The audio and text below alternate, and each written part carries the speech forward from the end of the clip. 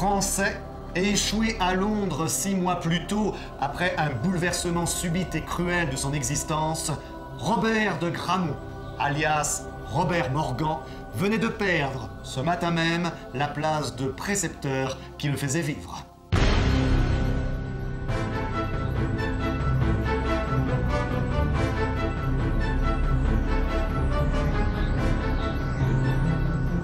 Cependant, Robert Morgan, à en croire son apparence extérieure, ne paraissait pas homme à se décourager aisément. Épaules élégantes et larges, poitrine puissante, membres musclés, harmonie des mouvements, extrémités fines et soignées, tout disait l'athlète aristocrate dont le corps, rompu à la pratique des sports, exhale la souplesse et la force. On pensait, en le voyant, voilà un beau garçon, un rude garçon, un bon garçon. Une affiche dans la rue attire soudain son attention. Une publicité de l'agence Baker & Company annonçant une grande excursion dans les archipels des Açores, de Madère et des Canaries à bord d'un superbe steamer. Un voyage organisé, vendu pour 78 livres. Mais la ligne qui attirait le regard de Robert était celle-ci: on demande un Cicérone interprète. Un Cicérone, faut-il le rappeler, est ce que nous appellerions aujourd'hui un guide conférencier. Robert Morgan résolut aussitôt qu'il serait cet interprète, si l'agence Baker & Company l'acceptait toutefois, et même s'il lui fallait quelque peu cacher qu'il ne connaissait rien des régions devant être visitées. Pouvant se prévaloir de parler parfaitement l'anglais, l'espagnol, le portugais, en plus de sa langue maternelle, il réussit à se faire embaucher par la compagnie de voyage.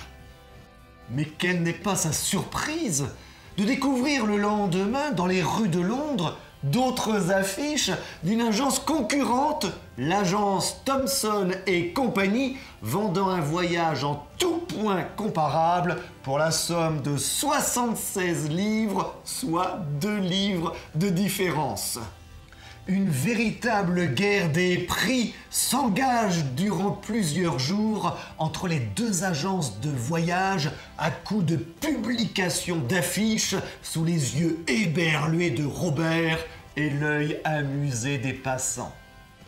Bataille qui s'achève avec succès pour l'agence Thomson et compagnie, qui est allée jusqu'à descendre son prix de voyage, tout frais compris, à 40 livres. L'agence Baker est obligée d'abandonner son voyage et Robert, de nouveau sans emploi avant même de l'avoir débuté, va tenter sa chance auprès de l'agence Thomson et compagnie qui l'engage comme Cicérone interprète. C'est donc dans une croisière de tourisme qu'est entraîné Robert Morgan. Désormais installé sur le steamer, dans l'attente des passagers, Robert Morgan est pris d'une tristesse grandissante. Qu'allait-il être pour ses passagers? Une sorte de domestique temporaire transformé en Cicérone interprète? 2 passagers abordent soudain Robert, un gentleman anglais, très maigre, plutôt bizarre, accompagnant ou remorquant une sorte de forteresse ambulante, un homme aussi grand que lui, mais épais et large à proportion.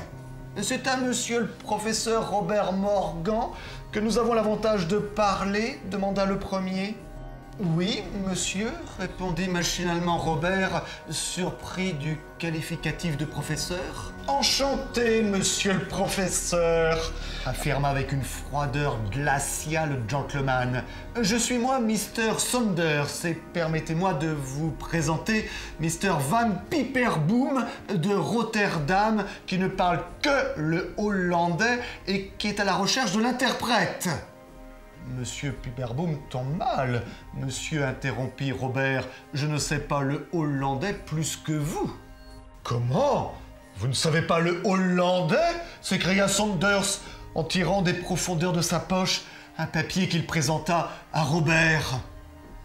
Cette feuille, c'était le programme du voyage, sur laquelle était indiqué qu'un professeur de l'Université de France, parlant toutes les langues, a bien voulu consentir à se mettre au service de messieurs les passagers en qualité de Cicérone interprète.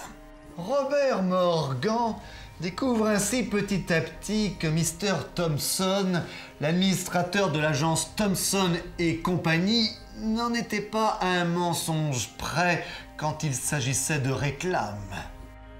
La qualité mécanique du steamer était également un point qui pouvait inquiéter un œil averti, et le capitaine Pip semblait en avoir conscience.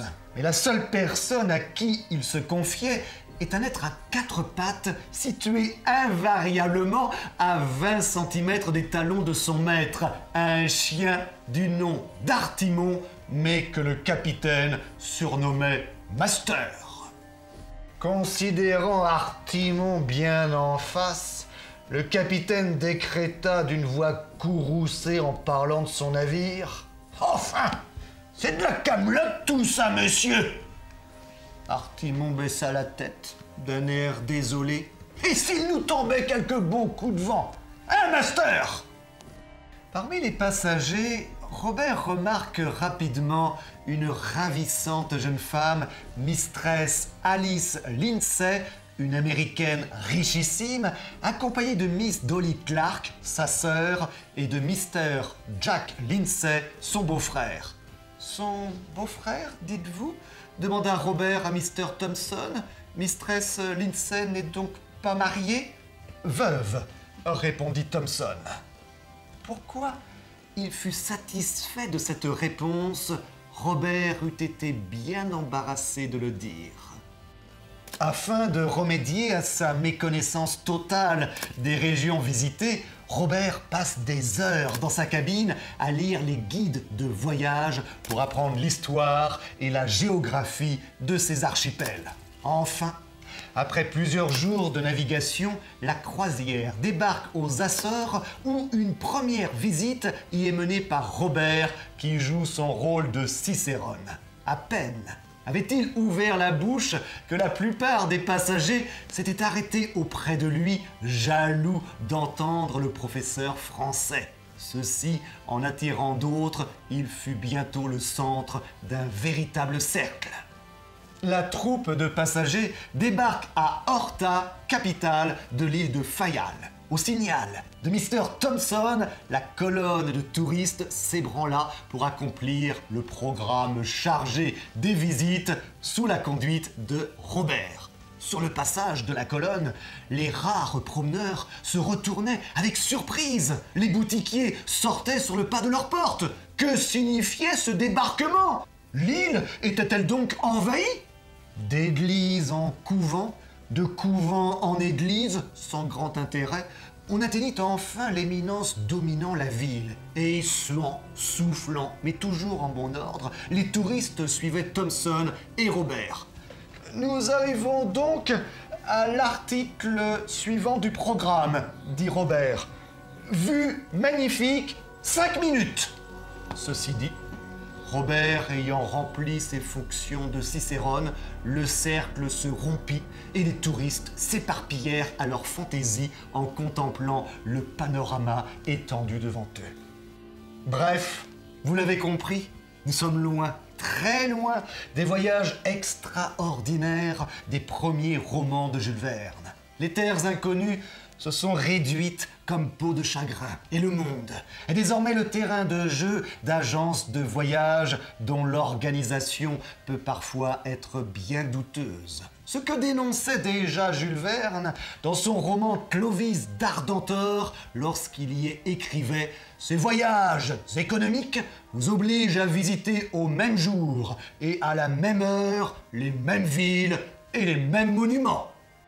Mais ces défauts d'organisation, les manquements évidents de Mr. Thompson et de son agence, ses recherches d'économie, vont justement donner à ce voyage une série de péripéties qui pourraient bien devenir fatales. Le superbe steamer comme l'annonçait l'agence Thomson et compagnie sur son programme, ne se révélera être qu'un vieux navire en bout de course.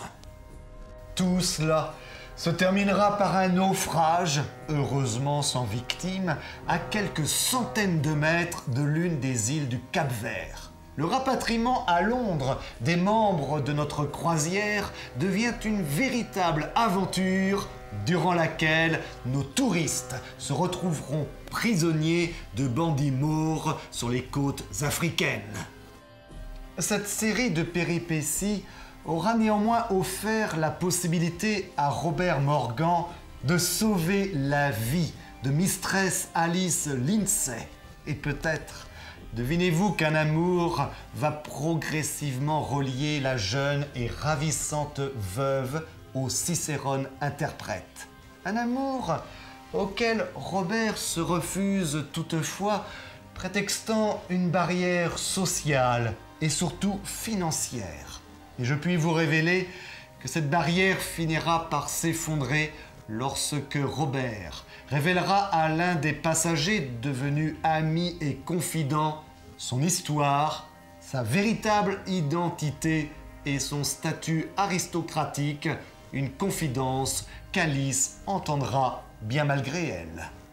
Robert Morgan n'aura d'ailleurs pas été le seul membre de cette croisière à s'être embarqué sous une fausse identité. C'est par ce moyen que Mr. Saunders, comme vous le découvrirez, veut dénoncer les conditions déplorables de l'organisation de ce voyage et la concurrence déloyale de l'agence Thomson et compagnie.